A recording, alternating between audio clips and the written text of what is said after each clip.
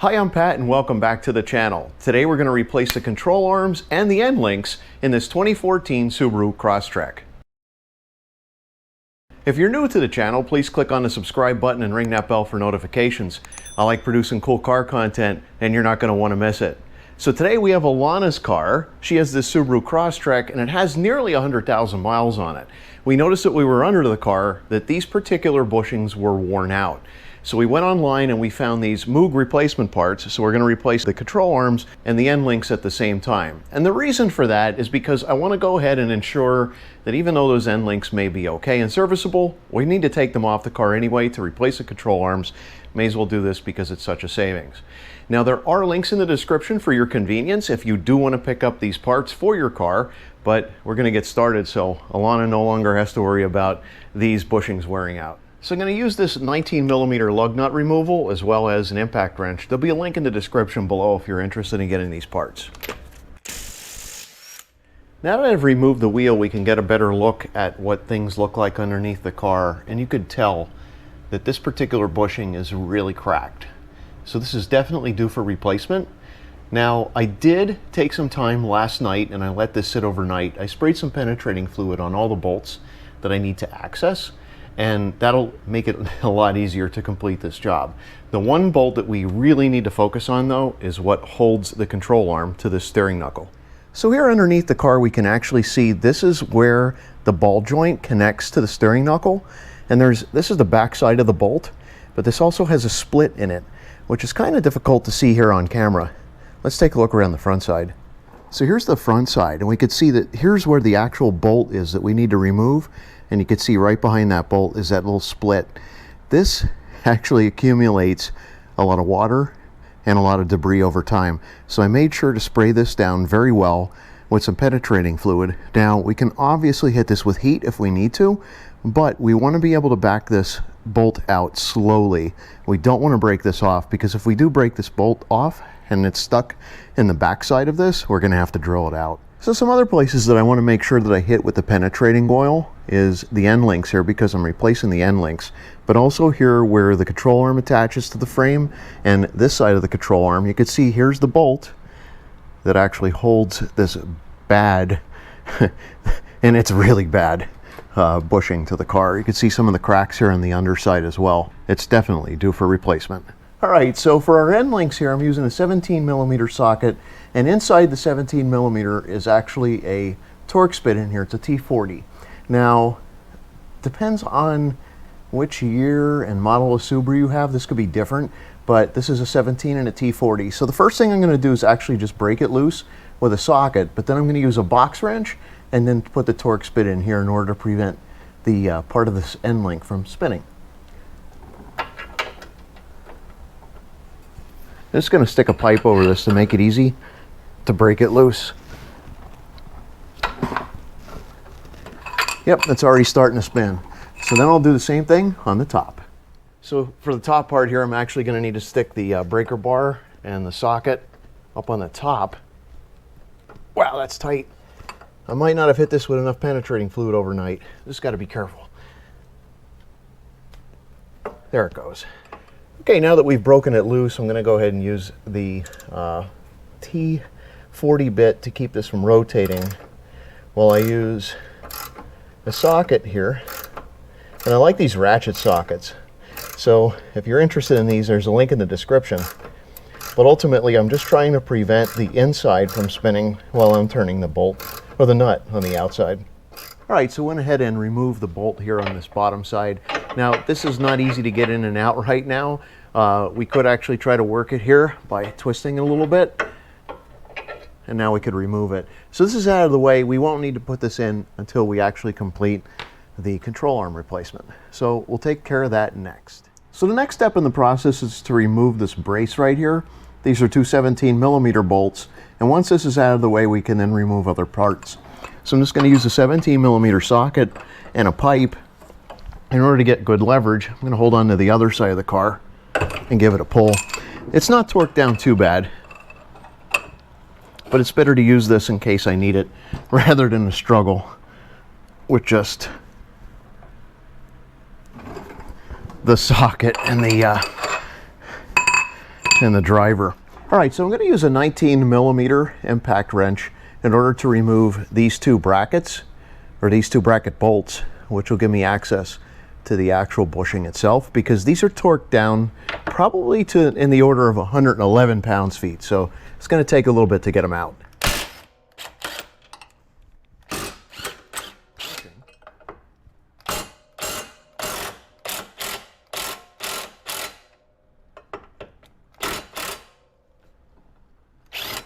There we go. Now that exposes the bushing. So this part of the control arm here, we actually have a 17mm bolt and a 17mm nut on the other side. So I'm just going to undo the bolt first, or loosen the bolt, and then add the wrench to the other side so that I could keep the nut from spinning. And this isn't torqued down too bad, so yeah, definitely break loose. And now that the nut is spinning on the other side, I can go ahead and put the wrench here and use the frame of the body to prevent the wrench from turning in order to undo this bolt. So this is the bolt that goes through the steering knuckle where the split is. This is a 14mm, and I want to back this out slowly. If this does not want to come out on its own, I'm going to need to apply heat to it in order to get it to back out. I don't want to put an impact wrench on this. Just a socket, a driver, and a pipe should be fine. And I've hit this with enough penetrating fluid at this point that this really should not require much effort, but you never know.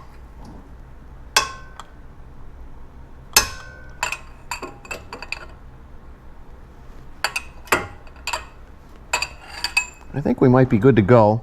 So that normal breaking loose of metal on metal is pretty normal. Yeah, at this point, oh, this is coming out easy. I'm surprised. The penetrating fluid overnight really does make a difference on this bolt. Perfect. Yeah, you could see all the rust in here. That's definitely from where the water was sitting in the split. So we're going to go ahead and clean this up a little bit with a wire brush before we put this back in the vehicle for sure. Okay, in order to get the ball joint separated from the steering knuckle, I did hit this with a piece of wood, a block of wood, and a hammer or mallet, but I was unable to get it to free. So now I'm going to take a little bit of a chisel here, and I'm just going to drive this into the actual split. So by driving this into the split, I'm giving this a little bit more room, a little bit more wiggle room in order to get this out. So now I'm going to go ahead and take a block of wood. I'm going to give it a couple whacks and see if we can get some movement.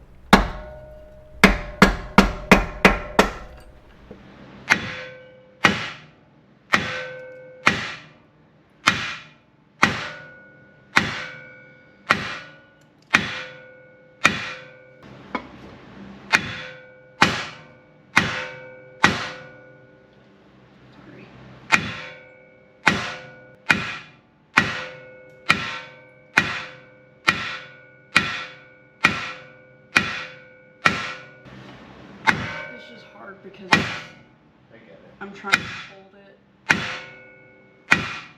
away from the direction it's moving. There it is. Hey. All right, take the block of wood out. Sweet. Hey. Whoa.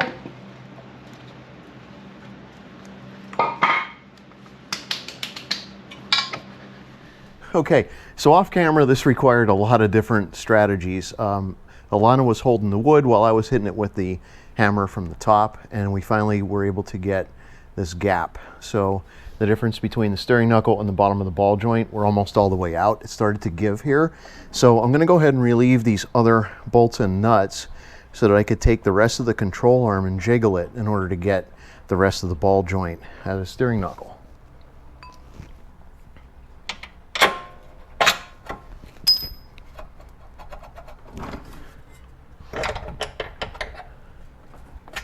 Out it comes. Now, you can tell by the look of that how rusty it is. Very rusty. So what I'm going to do is I'm going to take some emery cloth, and inside here, where the steering knuckle is at, I'm going to get the rest of the rust out of here because it's really built up.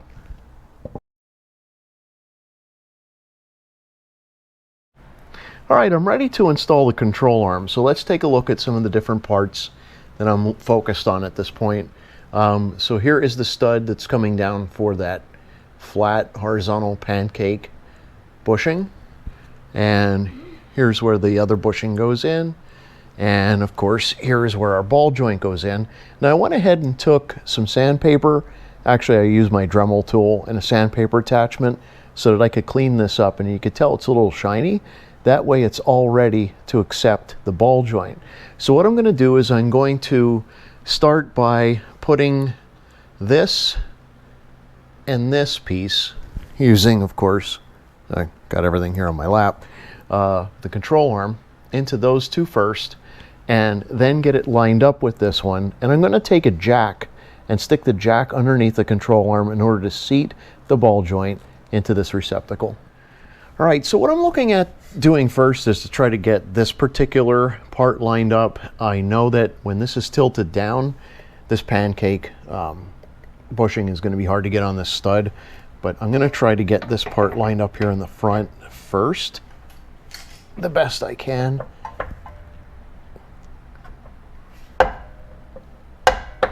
And then I'm going to try to push up to get this over the stud at the same time.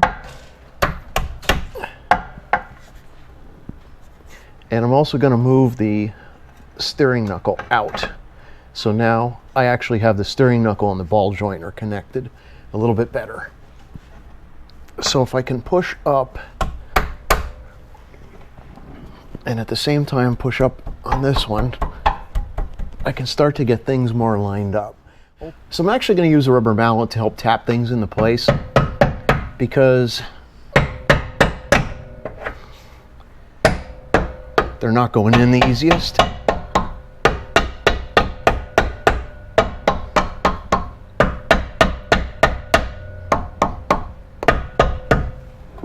Okay, so the one here in the back is on.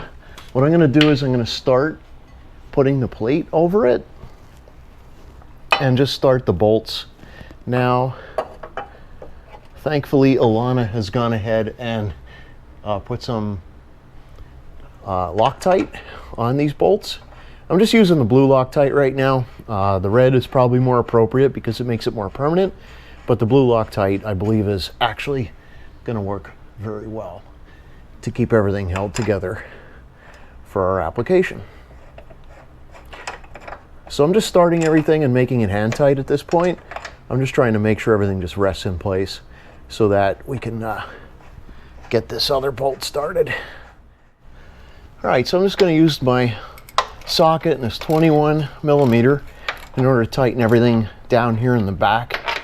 Once again, I'm just trying to make sure it's tight to the point where it holds everything in place effectively. I'm not really concerned about holding the entire car, but as I put it all back together here, I'm going to be hitting things again with this rubber mallet, and we're also going to be using a jack. So let's see. Now I'm having trouble getting a bolt in here, so I'm going to have to give this a few taps and try to get the hole lined up so I can get the bolt in. All right, so I'm going to use a punch here, and I'm just going to try to get this angled correctly so that it makes it easier to get this bolt in, because I know I'm pretty close.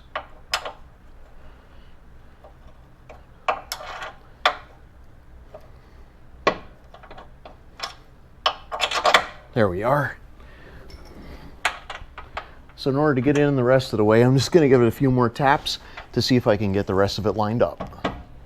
All right, I've gotten the control arm in finger tight, so have this bolt in, have the bolt back here in. But right now we need to take care of this control arm ball joint area, which is right here. So as you can see, that ball joint is not seated all the way up into the steering knuckle. And the only way that we were able to accomplish getting this done, and I've already done it on the passenger side, is using a jack. So we're going to have Alana actually jack this up as I align it. And what we're trying to do is achieve mating of these two surfaces gently. Okay, at this point, the jack is underneath the castle nut here on the ball joint. So go ahead and Alana, we'll have you slowly jack this up, and we'll monitor to see how that ball joint sits into the steering knuckle. There, it's starting to twist sideways. It's angling itself appropriately. One more time. Yep. keep going. And it's starting to seat. And a little bit more, and I think it'll be all the way in. Yep, at this point it is completely seated. So now we can go ahead and stick this bolt in here, since the ball joint is completely seated into the steering knuckle. All right, now we're just going to take this bolt and put it into the steering knuckle here. We already have some Loctite on it, thanks to Alana, and once we get it in there, we'll go ahead and torque it down, and then we can remove the jack. So I have a 14 millimeter socket here on a torque wrench. I'm going to torque this to 37 pounds-feet. Okay, now we can remove the jack. Okay, now I'm going to install this brace, and we've already got some Loctite on these bolts. I'm just going to go ahead and hand start them. Now, these don't really have a torque value to them, so I'm going to give them 2 ugga-duggas. All right, so that's 2 ugga-duggas on that one, 2 ugga-duggas on that one. So I'm going to use my torque wrench, and I'm going to torque down these 2 that hold the bracket in the back. I'm not going to torque down the actual suspension parts yet, because I want to actually put this on the ground so that the weight of the car is moving the vehicle enough so that the bushings are where they're going to be with the weight of the car. But I can definitely torque these up to 111. So I'm going to go ahead and take the end links and get them started in both the sway bar and in the control arm.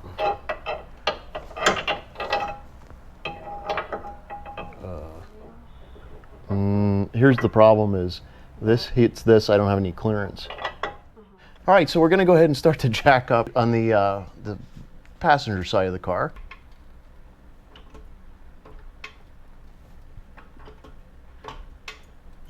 All right, so as Alana, keep going, as Alana is jacking up on the passenger side of the car, I'm now getting the clearance I need in order to get this installed. Keep going. Keep going. There it is. All right. So I don't want to release pressure on the other side since I started both of these already. I'd rather leave the other side jacked. And then once we get everything tightened down, then we can release the jack. So this is effectively a 2-person job at this point. The reason being is that this aftermarket solution needs 1 person to hold on this side and another person to actually run the nut in on this side. So I found it difficult to do by myself, and that's because the tolerance on these nuts to the bolts is extremely tight. So I'm going to go ahead and just start both the top and the bottom nuts.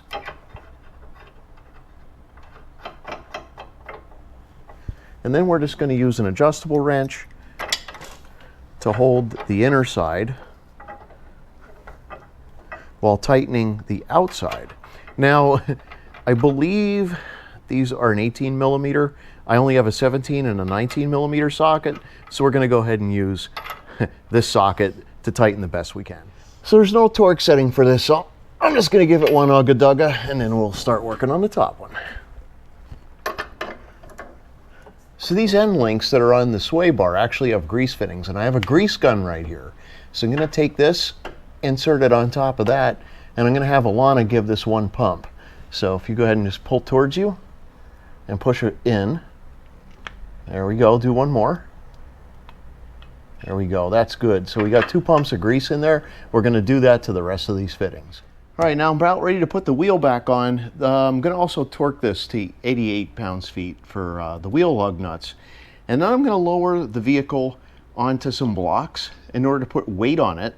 And that'll give me the opportunity to get back under and go ahead and torque those suspension parts. That means where the bushings were connected to the frame and to the control arm, so that this is under weight, and then that way it's easier to align, because that's going to be the next step too, is take it in for alignment. All right, so we got the car on some blocks, and I brought some jack stands under here to give me a little extra safety. I'm going to go ahead and torque at the back first here at 111 pounds-feet. And I'll do the same on the passenger or on the driver's side, and then I'll go ahead and do the same with the fronts. Okay, so now we're going to tighten down the other bushing that's toward the front of the control arms, and you need to have a torque wrench that's short enough. If it's too long, the tire and the wheel's going to be in the way when you try to tighten this down. So I'm going for 81 pounds-feet, and we're going to go ahead and tighten this front bolt now. All right, we just finished up doing the control arms and the end links on this 2014 Subaru XV Crosstrek. What do you think of the job? It was good. Yeah? Took a lot of time though. Yeah. Yeah, I would rate this to be about a 4-hour job if you're doing it by yourself, because you definitely run into the risk of some unforeseen things like trying to get some ball joints out of some other parts of the car. So you got to really whack on it with a hammer. But other than that, it's not too bad. Typically it will take an hour at a normal shop for somebody that's been doing this job routinely, but I think 4 hours is pretty good for us. All right, thanks for watching today. If you enjoyed this video, please give me a big thumbs up. If you haven't subscribed to the channel, please click on the subscribe button and ring that bell for notifications. We like producing cool car content, and you're not going to want to miss it. Thanks for watching, and happy motoring. Hi. Thank you for helping me with this. No problem. It's always great to have you. You've saved me so much time. Thanks. You're welcome. I like helping. You're welcome.